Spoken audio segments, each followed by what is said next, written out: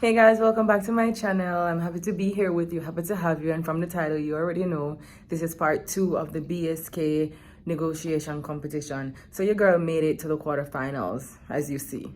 And then your girls made it to the semifinals. So now we're preparing with you tonight for the semifinals, and we have a different problem, a different case, different issues, different things that we want for our client, because of course the client is different.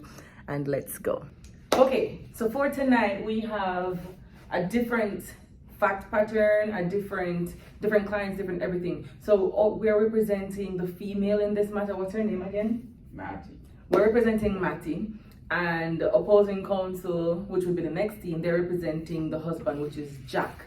Right. Matty and Jack were dating for 15 years. They're high school sweethearts, and both of them come from well-off families. They have money. Jack's family has money. Matty's family has money, and then they got married. Right. But prior to getting married, like Jack, we feel as though Jack a prenuptial agreement. Yeah, he brought up a prenuptial agreement, but he did it under duress. Right. Like he was nagging her, sign it. And at one point he said that if you don't sign this, I won't marry you. Right. So our client, Matty, didn't have the opportunity to get independent counsel from an attorney so she could understand what the prenuptial agreement was really saying, because if she did, then she would have realized that the prenup was really not in her favor.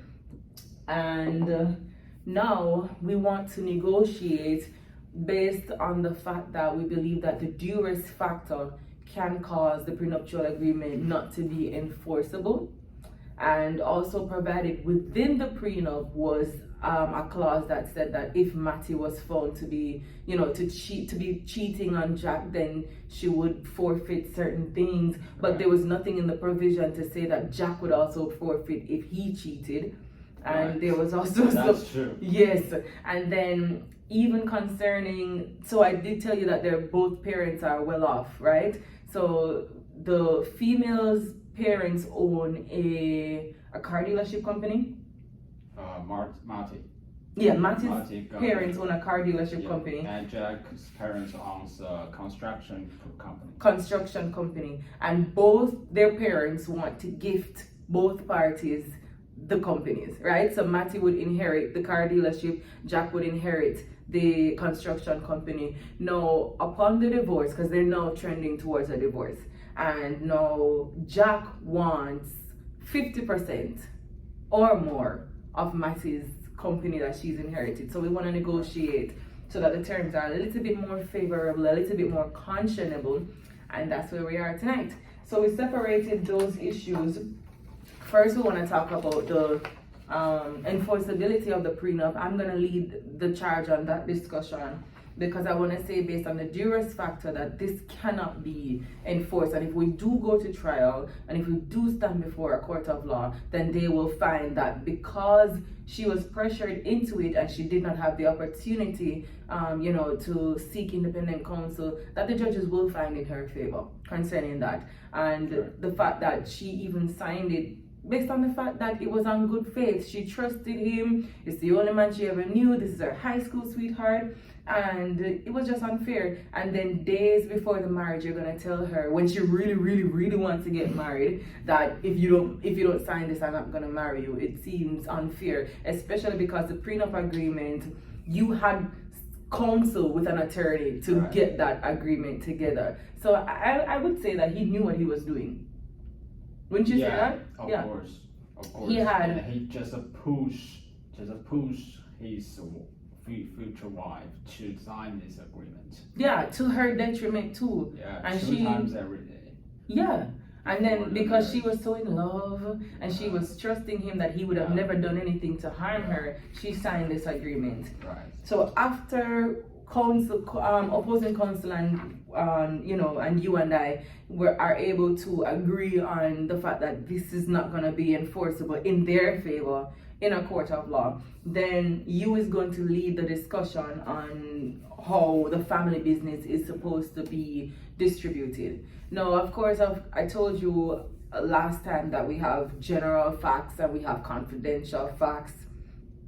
So for the confidential facts, we were told that our client Matty actually had an affair with another man, and this is instrumental because the prenuptial agreement said that she's supposed to forfeit a portion more of her assets if she's found to be cheating. Now, if we start with establishing that the prenup is no longer enforceable, then we have no reason to even think about infidelity, because the infidelity only comes into play because it's part of the prenup. If we throw the prenup out, then the infidelity has no weight here, has no space here. Right. The client really and truly, she wants to retain about 80%. Right. Yeah. He loves. He will like to get more than 80%. Oh, so ideally, our client wants to retain 90% of that could be the car dealership, and or failing that 80%, and worst case scenario, anywhere between. It's okay to get between 60% and 80%. Yeah. So we're gonna aim for the highest, which is a 90, because we believe that she should keep her stuff. Yeah. He wanted to keep his stuff, which is why he was pressing for the prenup. So I believe that just in terms of equitable way forward, she should be able to keep the majority of her stuff too. So that's where we are right now. And of course, we like to think about the arguments that they may use against us and then prepare counter arguments for that from now. So in terms of the infidelity, let's say that they come up and they said, no, this infidelity clause means that you can't have so much. What are you gonna say? We tell you that we don't care about that. Infidelity is the issue of unfairness, not the issue itself. Yes. So this, if we use this strategy, we may avoid discussing infidelity specifically. Okay. And So we're gonna argue that infidelity is a matter of unconscionability and not actually an enforceable clause. Right. So infidelity is not the issue itself. Mm-hmm. The real issue is the unconscionable. And you also need to mention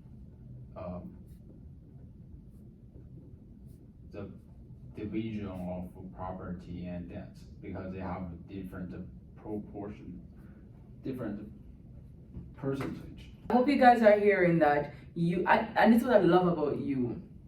You is always thinking ahead. He's always trying to, because we have confidential facts, and as I said before, the other side will have confidential facts as well. So he's feeling that the reason why the prenup was set in such a way that Jack would benefit the most is because he possibly has some secret debt that he's hoping that our client's money would pay for. I didn't actually think about that. We need to find their weakness. I didn't think about that. That's good. That's good. And because Jack wants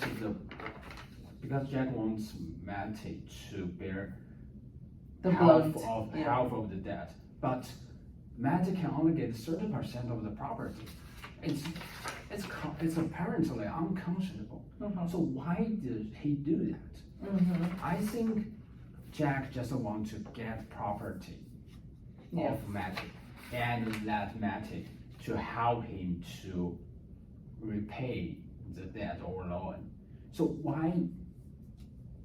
we can just ask him, did Mac get a loan or debt for himself or for his parents' business? And we can also ask, did Jack lose money in a gambling or bet? So maybe we can have a discussion about these two questions. I guess Jack may got one between one of them. Okay, I love that. So we have like 30 minutes before competition starts, and honestly, guys, how are you feeling? You? I feel so good. That's good. We will definitely to the week. That's good. Yeah. Guys, you was just telling me that all this time, I thought I was the only female in the competition. But really and truly, I was the only female at the time that our competition was assigned. Yeah. So we have like 4 teams remaining now, and 2 of the teams are all females. Right. And the other team was the team that you saw, which was all male, and then the 4th team would be us, which is the perfect balance. Yeah. Perfect. So let's hope that balance works in our favor. Yeah. All right, stay tuned. Okay. Nice to meet you as well. How you doing? I'm Kirsten. I'm Julie Park, and we represent Mr. Jack in this matter. All right, I'm Dessi-Ann. Is this co-counsel? Nice to meet you. And we represent Maddie in the matter. Very good. How's everyone doing? We're doing good. We're doing good. How's Jack? I believe it's good. I believe so. Before we get started, I just want to point out one of the interesting things that we learned in this fact pattern was that these 2 couples have been through problems before, and specifically, they had a long distance relationship, which they made work. And I think today we can try to work in the best interest of both our clients and try to continue that good problem solving and come to some sort of deal today. Some of the things that we do want to talk about are going to be the nature of their relationship, the prenuptial agreement, and also the interests of both of our clients. So the first question I do want to ask is, can you talk about the nature of their relationship? Okay. So before we jump in any further, I just wanted to say that myself and co-counsel, we have full authority to negotiate on this matter. Just wanted to make sure that you 2 do have the same as well. Yes. Yes. And then one last thing, I have a standard confidentiality agreement that I would love for you to affix your signatures to, just to say that, whatever is discussed here is free from prejudice for any future negotiations or any proceedings that may arise as a result. I think we would want to take a look at this because we don't want to agree to anything that might harm our client. So if you don't mind, could we just table that for now? And then if it gets too serious or you feel like you need to sign this, then I think we'll take a look at it and try to get that going for you guys. Sounds good. Okay. And also, I think I heard you tell me your agenda. Yes. Could you repeat it, please? Just So- discrepancies. Yes. So we would like to first discuss the nature of the relationship both of our clients have, which will lead us into the discussion of prenuptial agreement. And then we would also like to discuss the interests that both of our clients want to gain or want to seek from this negotiation. Yes. Who agreed on the agenda? That sounds good. That's fine. Very good. So our first question, I'll just repeat it again. Let's take time. Can you talk a little bit about the nature of your relationship from your client's perspective? Well, our clients were high school sweethearts, really. Yeah. And They were. I mean, he was the only man that she ever knew. And after she wanted to be married for such a long time, and when he finally popped the question, she was really, really excited. She has the desire that many women have these days. They want to be married to that one man. Right. By October the 5th of 2020, Jack presented an idea of a prenuptial agreement to my client. By the 7th, Jack reached out to his attorney, Dale, who then drafted this agreement based on whatever conversations they would have had. By the 12th, the agreement was drafted and sent back to Jack. By the 13th, Jack read the agreement, proceeded to sign in front of a notary. By the 25th, our client signed, and by the 28th, they were into marriage. So I guess that pretty much sums up the facts from our point of view and the nature of their relationship. Right, but we were just curious about your client's perspective of their relationship, maybe before the marriage, like when they were dating as high school sweethearts and when they were in that long distance relationship with each other during college. And or if your client did not provide that information, we were curious to see if we could learn some things about the marriage itself, that 2-year period that lasted between October 28th of 2020 and October of 2022 when they filed for divorce. Well, I don't think any new facts will arise. I think what we get from our clients is that our client really loves Jack, Yeah. your client. Right. And this law lasted too long, more than 10 years, just start from their recognizing each other and after, and just before divorce. Very good point. So I think one of the things you touched on was the prenuptial agreement. Yeah. Can you talk about your client's view of the prenuptial agreement? I believe that she's of the impression that she was very much coerced into doing this. She was pressured into signing an agreement really quickly based on the tight deadline that they had 2 weeks before the marriage, and it was to the point where 5 days out of her dream to ride into the sunset with your client, that she was told that if she did not sign this agreement, then he would be calling off the marriage, which was what she did not want. We believe also that the prenuptial agreement, there are some key terms in it that are really unconscionable and unfair to her, and these is what we would like to talk about further, if that's okay with you. I think that would be perfect, and I think we can still get our clients to walk into some sort of sunset today. And but let's hear what you guys say. Hopefully.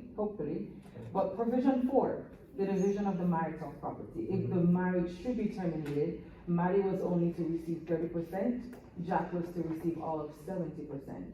Provisions 6 and 7, where every premarital debt and debts acquired during the marriage would be shared equally. Then provision 8, where once again, division of the marital debt, where it's 50-50, and then provision 9, which talks about if Maddie so happens to be unfaithful, then she would forfeit all of what she's supposed to get. Right. But I just want to place us, both councils, on the same page that we're not here to discuss the terms or how fair the terms are, but whether this contract is enforceable at all. Yeah. So would you agree with me that we maybe just discuss the elements of prenuptial agreement and what makes it enforceable? Yeah. Yeah. Of course. Yes. So And you can go. from provision 4 and provision 8, Yes. let's compare that to why our clients receive less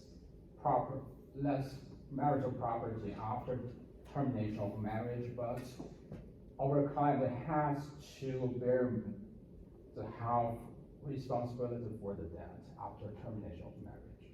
So like we suggested, we're not here to discuss the terms of the contract or the agreement, but I would really wish for us to discuss whether we in entering into this negotiation or entering into this prenuptial agreement, whether the elements were crossed off correctly, to see if we can have any discussion of that today, where rather than having the discussion of the terms themselves.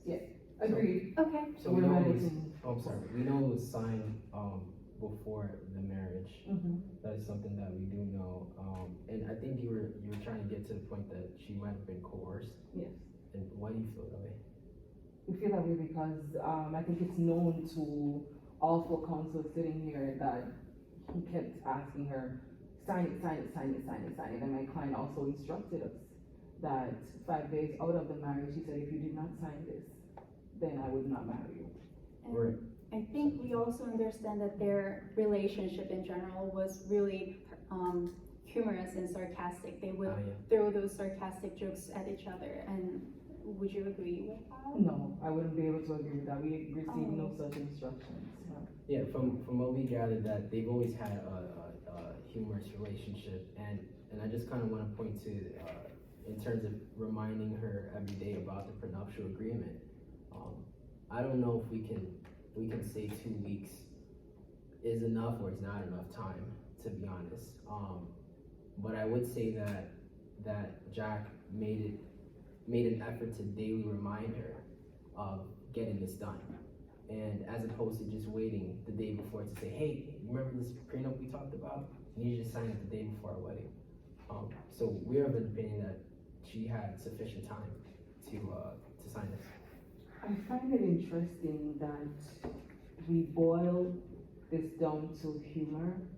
I know it's based on the instructions that you've gotten from your clients, but I don't think it's very humorous, especially when we look at, I know the terms of the prenuptial agreement itself is not in question right now, but knowing what Jack knew then about the terms and about how unfavorable they were to our client as opposed to him, I don't think, even if we're going to say a relationship is humorous, that something that is legally binding like that can be treated on the same scale to be trivialized as humor and jokes when lives and financials are hanging in the balance. Right, and just before we go there, and I'm of the same opinion. I would say though that your client signed this agreement 3 days before the wedding, and Right. to us it doesn't sound like she signed this like at the wedding or the day before the wedding. Right, where but she- at the wedding or the day before is not necessarily in question. What we are talking about is the fact that Jack had independent counsel. Jack spoke with his attorney, he had time to go through all of that and to discuss, and then for an agreement to be drafted, and then for that agreement to come back to him for him to review, and then he went to the notary to sign it. If we're talking about a relationship with 15 years where they're coming from high school together, buying homes together, working through issues of a long distance relationship, I believe that your client, in wanting to protect his future spouse at that point in time, would have been to also, in reminding her to Right. sign the prenup, is to also make sure you understand. Make sure you get the help of an attorney. If you'd like to speak with my attorney, I could offer that, but based on our instructions, that was not the case. Yeah, I think Right. it would be debatable whether or not if he has to let her know that to get an attorney. Ideally, the from what I understand is that she had enough time to consult with an attorney, and it sounds like she did not. Let's keep in mind that as I said, this was a daily reminder for her to look at this document. She looked at the document on I think it was correct me if I'm wrong, Julie, but she signed it 3 days before the wedding. And I believe she was looking over it at least 5 days prior to signing. I wouldn't be able to agree with that, or. So I think it is for the interest of time that we have today. And I think the question of whether this contract or this agreement is enforceable might not be the resolvable between us. So why don't we move on to discuss the interests that bring us here today to discuss what your clients may be seeking out from this negotiation today. Okay, hand over to co-counsel for that. Okay. So you are not, so your party is not want to talk about the unenforceability of the prenuptial agreement. I think it would be hard for us to talk about it because it sounds like we're of one opinion and you both are of another, and it might not even be up to us at the end of the day whether this is enforceable. It might be left to a judge or so. So I think just for the interest of time, we can go back and forth, but I think there might be some other pressing interests that your client wants you to express to us today during this negotiation. But co-counsel, I believe that our client is very, very minded to settle outside of court. We're trying to avoid going to court. However, we're all creatures of the law here, and we're all creatures of instruction here. And I believe that we understand how important it is that when it comes on to legal documents and affixing your signature to things that will bind you, how much it is important that you do this without being unduly influenced or coerced or pushed or daily reminded, as you so gently put it, by anyone else. I believe that that goes to the heart of whether a document is binding before any court of law. And counsel, I do think what you're saying is important, and I do agree with you. I think we're gonna go back and forth on whether this was enforceable because we think it is, and it sounds like you don't think it is. Is that right to say? You know what? I think that now would be a good time. Would you agree on taking a break, a 2-minute break? Yeah, of course. Yeah, of course, please I think feel we free have- to. Would you agree with all counsels leaving the room during this 2-minute break? All Sure. counsel? Yeah. Okay. Is that okay? Thank you. Okay. Yeah. So Commissioner, the clock does not stop, so. Okay, yeah. Be cognizant. Yeah, we'll agree to it.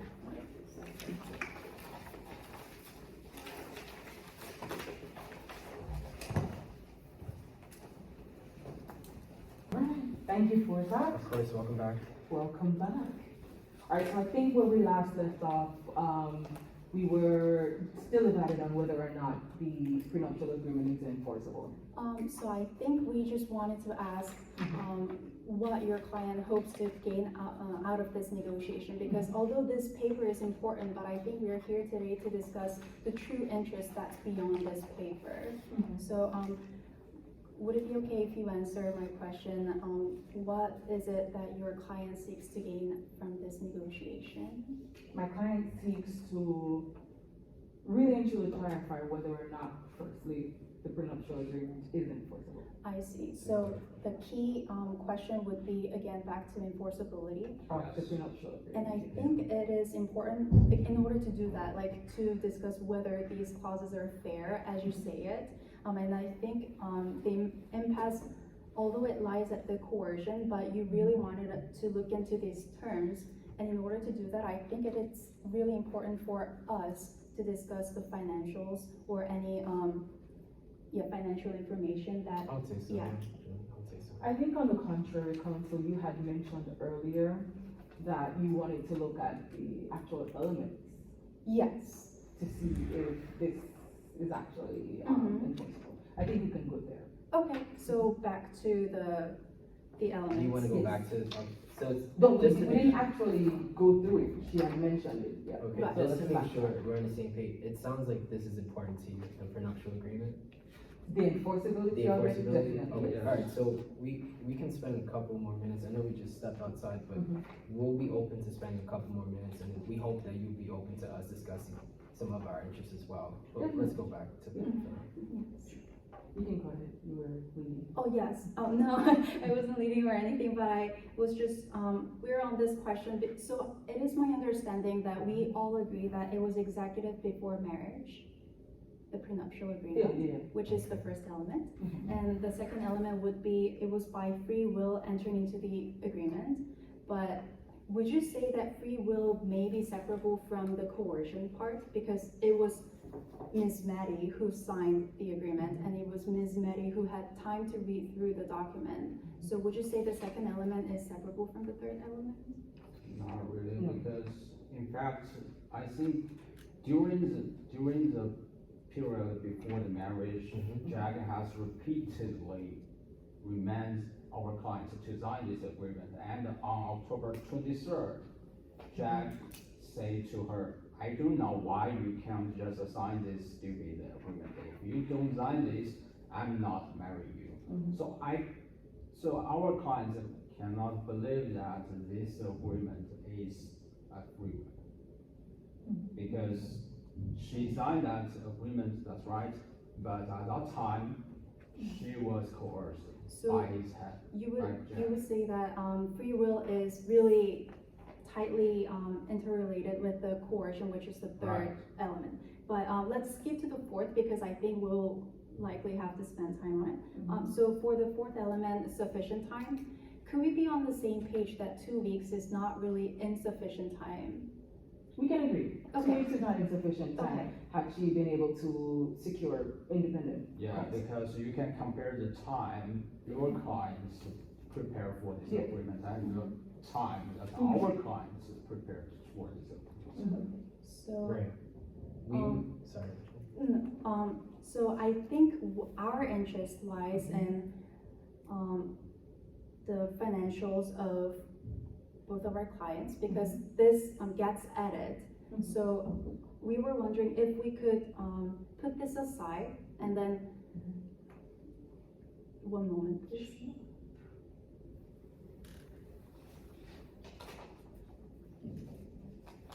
I think it is unenforceable.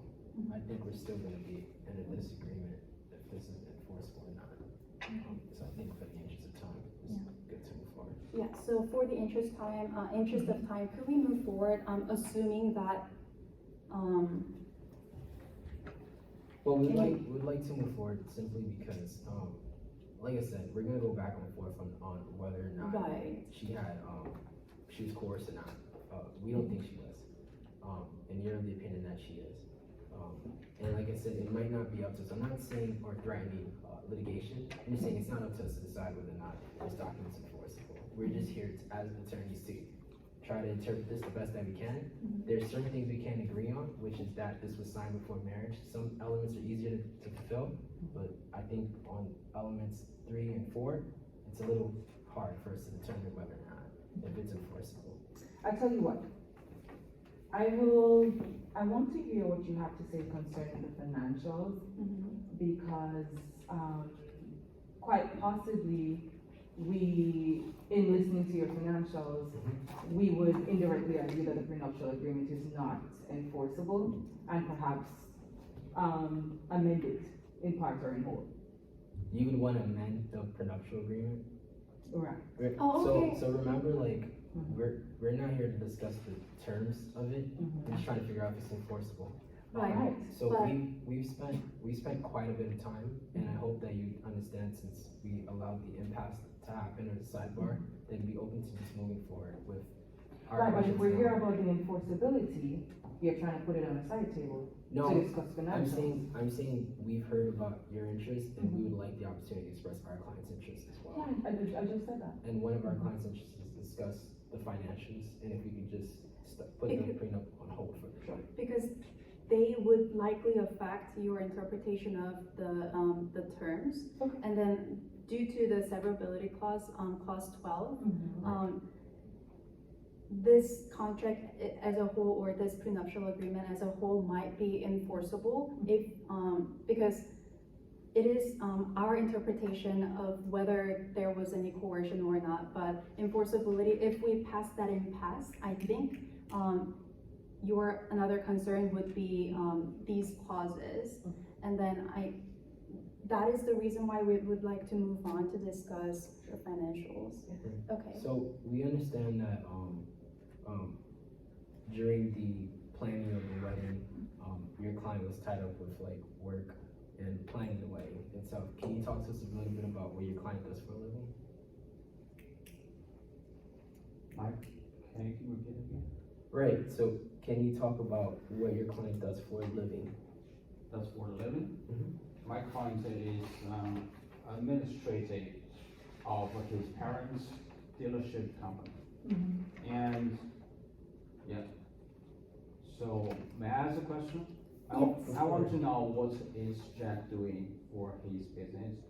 Yes, so although he is not at the CEO or CFO position, he is merely a, what was it? He's a crew manager. Yeah, crew manager as well as coordinator. So he moved from assistant level up to crew manager and coordinator at this point.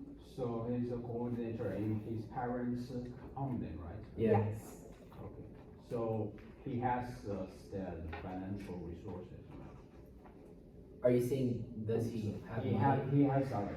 Yes. Yes, he does have a salary. And we understand that your client's salary is less than his. Can you share a little bit light on that? Like, what does she make a year?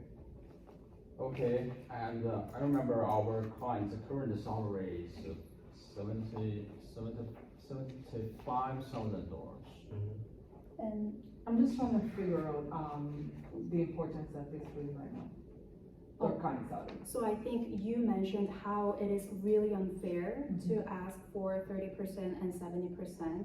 And I We think, had agreed that we're not debating the terms. right, We're but not. I think would you agree that the prenuptial agreement would be enforceable if it were not coerced? That But it is coerced.